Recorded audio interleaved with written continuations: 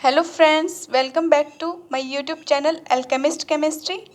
जैसे कि हम जानते हैं, हमने जीओसी की सीरीज़ को शुरू कर रखा है। उसी में आज हमारा नेक्स्ट टॉपिक है रेजोनेंस इफ़ेक्ट।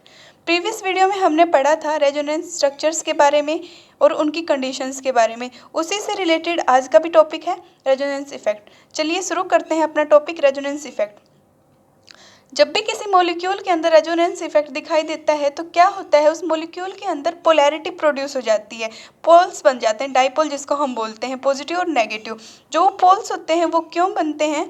जब भी किसी दो लोन पेयर्स के बीच में इंटरेक्शन होता है या फिर किसी एक लोन पेयर और एक पाई बॉन्ड के बीच इंटरेक्शन होता है, तब वो पोलैरिटी प्रोड्यूस होती है और इसी को हम बोलते हैं रेजोनेंस इफेक्ट या फिर मेसोमेरिक इफेक्ट। मेसोमेरिक इफेक्ट भी हम इसी को बोलते हैं।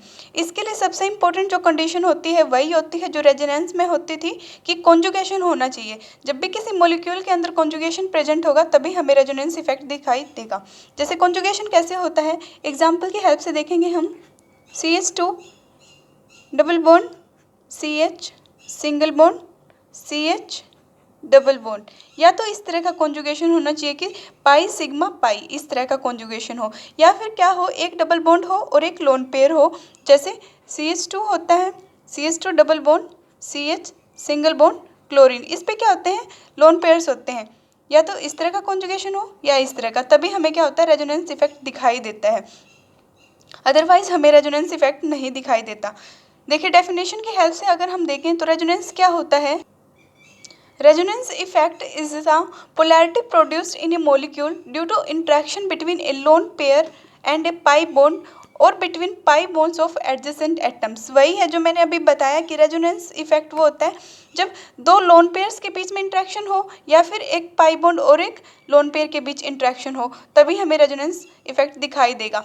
मोस्ट इंपॉर्टेंट कंडीशंस जो या रिक्वायरमेंट इसके लगा लें तो क्या है, कॉन्जुगेशन प्रेजेंट होना चाहिए। कॉन्जुगेशन का मतलब क्या है, या तो उसमें कॉन्जुगेट डबल बॉन्ड्स हों, दो डबल बॉन्ड मतलब पाई सिग्मा पाई इस तरह से हो, या फिर कम से कम एक तो लोन पेयर हो, at least one lone pair and one double bond, तभी हम उसको बोलेंगे कॉन्जुगेटेड सिस्टम। ठीक है स्टूडेंट्स, देखिए जैसे इंडक्टिव इफेक्ट होता था, इलेक्ट्रोमेरिक इफेक्ट होता था, उसी तरह से रेजोनेंस इफेक्ट के भी दो टाइप्स होते हैं जिनको हम +R या फिर -R से बोलते हैं। देखिए टाइप्स ऑफ रेजोनेंस इफेक्ट दो तरह के होते हैं, positive resonance effect and negative resonance effect. Positive resonance effect में क्या होता है कि जो उसके साथ सब्स्टिट्यूएंट ग्रुप लगा होता है वो इलेक्ट्रॉन्स को डोनेट करता है कॉन्जुगेटेड सिस्टम को, जबकि नेगेटिव में क्या होता है, वो अपनी तरफ अट्रैक्ट करता है। इसको हम बोलते हैं रेजोनेंस इफेक्ट। देखिए पॉजिटिव रेजोनेंस इफेक्ट जो सब्स्टिट्यूएंट शो करते हैं वो कुछ इस तरह से हैं। OH OR NH2 एमाइन जिसको हम बोलते हैं, ये सारे ग्रुप्स क्या शो करते हैं, positive resonance effect. Positive resonance effect वही सब्स्टिट्यूएंट्स शो करते हैं जिनकी टेंडेंसी होती है एक इलेक्ट्रॉन पेयर को डोनेट करने की किसी भी कॉन्जुगेटेड सिस्टम या फिर डबल बॉन्ड को। एग्जाम्पल की हेल्प से अगर हम देखेंगे तो हमें ये ईजिली समझ आएगा। जैसे हम एनिलीन का एग्जाम्पल ले लेते हैं। देखिए एनिलीन में क्या होता है, नाइट्रोजन के पास एक लोन पेयर प्रेजेंट होता है और ये कैसा कॉन्जुगेशन बना रहा है, पाई सिग्मा लोन पेयर, या तो एक पाई बॉन्ड हो या फिर एक लोन पेयर हो, तब हम उसे कॉन्जुगेटेड सिस्टम बोलेंगे। तो इसमें क्या करेगा, जो ये नाइट्रोजन है अपने लोन पेयर्स को इस तरफ लॉस कर देगा और ये पाई बॉन्ड टूट के इधर आ जाएगा, क्योंकि यहाँ पे इसकी जो टेट्रा वैलेंसी है वो इंक्रीज हो रही है, वहाँ पे वो उसकी ऑक्टेट से ज़्यादा इलेक्ट्रॉन्स उसके पास हो रहे हैं। तो इससे क्या होगा, जो NH2 है वो बेंजीन रिंग के साथ डबल बॉन्ड बना लेगा और बाकी के बॉन्ड एज इट इज़ रहेंगे, जैसा कि हमने किस में पढ़ा था, रेजोनेंस में पढ़ा था। इधर आ जाएगा negative charge with lone pair और NH2 पे आएगा पॉजिटिव चार्ज। देखिए यहाँ पे एक डाइपोल क्रिएट हो चुका है, पॉजिटिव एंड नेगेटिव, उसने अपने लॉस किए इसलिए उसके पास क्या आ गया, पॉजिटिव चार्ज, और इसके पास क्या आ जाएगा, नेगेटिव चार्ज। इसी डाइपोल को हम बोलते हैं या फिर इसी पोलैरिटी को हम बोलते हैं मेसोमेरिक या फिर रेजोनेंस इफेक्ट। इसी तरह से ये कई स्ट्रक्चर्स बनाएगा, रेजोनेटिंग स्ट्रक्चर्स जिसको हम बोलते हैं। ये जो पोल्स हैं ये आगे बढ़ते जाएंगे और कुछ इस तरह से स्ट्रक्चर बना लेगा, क्योंकि ये वाले जो हैं ये इधर आ जाएंगे और ये वाला टूट के इधर आ जाएगा और यहाँ पे क्या आ जाएगा, लोन पेयर या फिर नेगेटिव चार्ज। उसी तरह से देखिए ये वाले जो लोन पेयर हैं इधर जाके एक बॉन्ड बना लेंगे और ये पाई बॉन्ड टूट के इधर लोन पेयर में कन्वर्ट हो जाएगा और इधर आ जाएगा नेगेटिव चार्ज। फिर नेक्स्ट में क्या करेगा, ये जो लोन पेयर है ये इधर बॉन्ड बना लेगा और ये वापस से अपना नाइट्रोजन के पास चला जाएगा और नाइट्रोजन पे आ जाएंगे दो लोन पेयर्स और इस तरह से डबल बॉन्ड बन जाएंगे। ये जो स्ट्रक्चर है ये इसका अल्टरनेट है, जैसे कि हम रेजोनेंस में पढ़ के आए थे। ये बिल्कुल उसी तरह से है कि पोलैरिटी कैसे प्रोड्यूस होती है किसी भी मॉलिक्यूल के अंदर, डाइपोल्स कैसे बनते हैं, इसको हम बोलते हैं रेजोनेंस इफेक्ट। एक और एग्जांपल लेते हैं, अगर हम सिंपल एग्जांपल से देखते हैं, जैसे CH2 ले लिया, CH2 double bond CH chlorine, तो इसके पास कौन सा कॉन्जुगेशन प्रेजेंट है, कॉन्जुगेशन इसमें डबल बॉन्ड सिग्मा और लोन पेयर, एक डबल बॉन्ड हो एक लोन पेयर हो तभी भी हमारा काम चल जाता है। तो इसमें क्या करेंगे, जो ये लोन पेयर्स हैं ये इधर आके बॉन्ड बना लेंगे और ये वाला पाई बॉन्ड टूट के इधर चला जाएगा, क्योंकि पाई बॉन्ड क्या होता है, वीक बॉन्ड होता है, वो इजिली टूट सकता है। इधर क्या होता है, फिर क्या होएगा, CH2 पे आ जाएगा नेगेटिव चार्ज क्योंकि इसने इलेक्ट्रॉन्स ले लिए पाई इलेक्ट्रॉन्स और इधर बन जाएगा डबल बॉन्ड। क्लोरीन पे आएगा पॉजिटिव चार्ज। इस वाले कार्बन पे कोई इफेक्ट नहीं पड़ता क्योंकि पहले वाले स्ट्रक्चर में भी इसके पास कितने बॉन्ड थे, 3 बॉन्ड और एक हाइड्रोजन के साथ, और अब भी वही कंडीशन है। तो इसको हम बोलते हैं +R इफेक्ट, जिसमें क्या करता है, कोई भी सब्स्टिट्यूएंट ग्रुप अपने इलेक्ट्रॉन्स को या लोन पेयर्स को क्या लॉस कर देता है with in the conjugated system. इसी तरह से हम देखेंगे नेगेटिव रेजोनेंस इफेक्ट, जिसमें क्या होते हैं, इलेक्ट्रॉन्स को विड्रॉ करता है कोई भी सब्स्टिट्यूएंट ग्रुप टुवर्ड्स इटसेल्फ। देखिए नेगेटिव रेजोनेंस इफेक्ट क्या होता है, the substituents has tendency to withdraw electron from conjugated system towards itself, उसको हम बोलते हैं -R इफेक्ट। जो -R इफेक्ट शो करते हैं वो कुछ ग्रुप्स ये होते हैं, NO2 कार्बोनिल ग्रुप, साइनाइड, और ये सारे ग्रुप्स क्या करेंगे, नेगेटिव रेजोनेंस इफेक्ट शो करेंगे। एग्जाम्पल की हेल्प से अगर हम देखें, देखिए सिंपल एग्जाम्पल से हम शुरू करते हैं। CH2 double bond CH single C triple bond cyanide. अगर हम साइनाइड ग्रुप को देखें तो इसमें कौन सा कॉन्जुगेशन प्रेजेंट है, डबल बॉन्ड है, ट्रिपल बॉन्ड है, तो एक कॉन्जुगेशन क्रिएट हो जाता है इसमें। तो ये क्या करेगा, नाइट्रोजन के पास पहले से एक लोन पेयर है, तो ये वाला जो पाई बॉन्ड है ये टूट के इधर आ जाएगा और ये वाला अब इजीली यहाँ पे अटैक कर सकता है। तो ये कुछ इस तरह का स्ट्रक्चर बनाएगा, CH2 सिंगल बॉन्ड CH, यहाँ पे डबल बॉन्ड हो जाएगा क्योंकि वो टूट के इधर आगे आ चुके हैं, सिंगल बॉन्ड N, इस पे 2 लोन पेयर्स हो जाएंगे क्योंकि एक पहले से प्रेजेंट है, और नेगेटिव चार्ज इधर नेगेटिव हो गया और इस कार्बन के पास क्या आएगा, पॉजिटिव चार्ज, क्योंकि इसने अपने इलेक्ट्रॉन्स लॉस किए।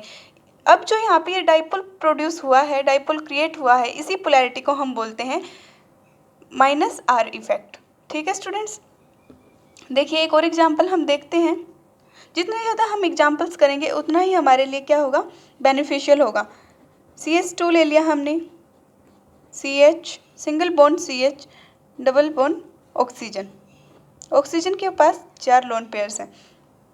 तो इसमें क्या करेगा, जैसे हमने रेजोनेंस में पढ़ा था कि इलेक्ट्रॉन्स किस तरफ जाएंगे, उस तरफ जाएंगे जहाँ पे मोर इलेक्ट्रोनेगेटिव एटम लगा हुआ होगा।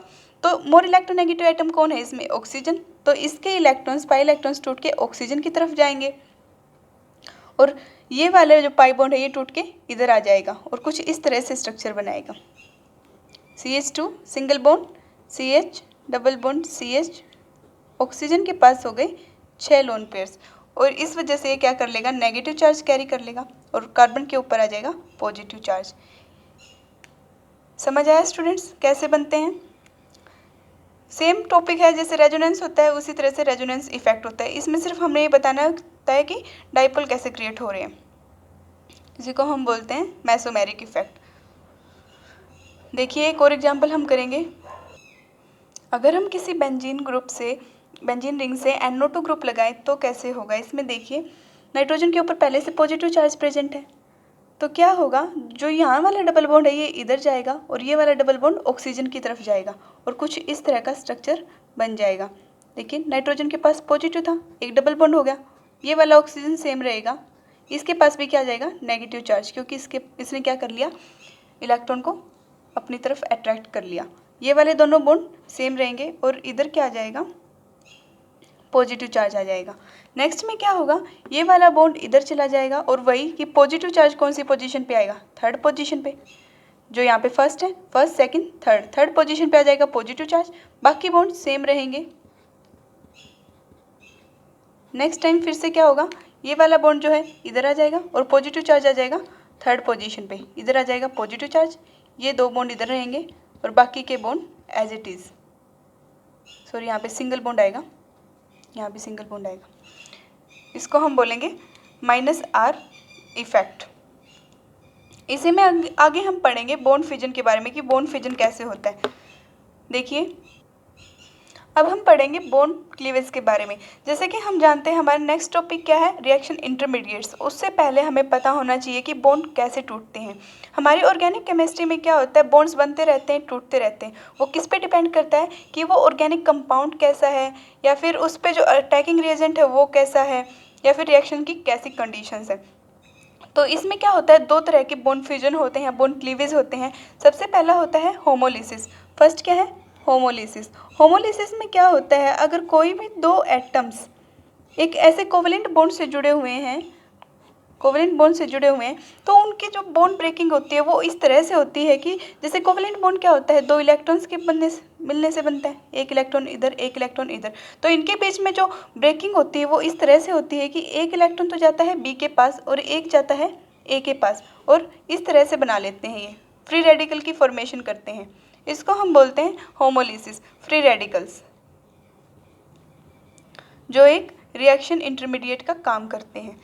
जो ये वाले जो स्पीसीज होते हैं ये क्या होते हैं, न्यूट्रल पार्टिकल्स होते हैं जिनमें ओड या फिर अनपेयर्ड इलेक्ट्रॉन्स होते हैं। क्या होते हैं, न्यूट्रल पार्टिकल्स होते हैं, उनमें हम बोल सकते हैं या तो ओड इलेक्ट्रॉन पेयर्स होते हैं, मतलब पेयर्ड में नहीं होते, या तो इलेक्ट्रॉन्स ओड में होंगे, ओड नंबर, या फिर क्या होंगे, अनपेयर्ड होंगे। और इसको हम शो करते हैं हाफ हेडेड एरो से। उसी तरह से दूसरा क्या होता है, हेट्रोलाइसिस, हेट्रोलाइसिस या फिर हेट्रोलिटिक फ्यूजन, हेट्रोलाइटिक फ्यूजन। इसमें क्या होता है, चार्ज स्पीसीज बनती हैं, चार्ज्ड स्पीसीज, कि अगर कोई भी बॉन्ड बना हुआ है, जैसे ए और बी के बीच में अगर कोई बॉन्ड बना है तो इसमें हेट्रोलिसिस होगा, और क्या करेगा, बॉन्ड्स जो है वो मतलब इलेक्ट्रॉन्स एक के पास चले जाएंगे और एक एटम के पास कुछ नहीं रहेगा। जैसे अगर दोनों इलेक्ट्रॉन बी के पास चले जाएं तो ए के ऊपर क्या आ जाएगा, पॉजिटिव चार्ज, और बी के ऊपर आ जाएगा नेगेटिव चार्ज। इस तरह से ये क्या बनाता है, आयोनिक स्पीसीज बनाते हैं। और जो ये इलेक्ट्रॉन्स होते हैं वो उस एटम की तरफ जाते हैं जो मोर इलेक्ट्रोनेगेटिव होता है। इसका मतलब क्या है, बी इसमें मोर इलेक्ट्रोनेगेटिव एटम है। और अगर इलेक्ट्रॉन्स ए की तरफ जा रहे हैं, अगर इलेक्ट्रॉन्स ए की तरफ जा रहे हैं तो इसका मतलब क्या है, ए मोर इलेक्ट्रोनेगेटिव एटम है, ए पे आ जाएगा नेगेटिव चार्ज और बी पे आ जाएगा positive charge. More electronegative atom की तरफ क्या होते हैं, इलेक्ट्रॉन्स जाते हैं। इन्हीं की वजह से क्या होता है, कार्बोकैटायंस और कार्बो एनायंस का फॉर्मेशन होती है। देखिए एक एग्जांपल देखेंगे हम, देखिए क्लोरोमीथेन का हम एग्जांपल लें तो इसमें क्या होता है, अगर एक इलेक्ट्रॉन इसके पास जाए और एक इलेक्ट्रॉन इसके पास जाए तो ये क्या बनाएगा, फ्री रेडिकल बनाएगा। इसको हम बोलेंगे होमोलाइसिस।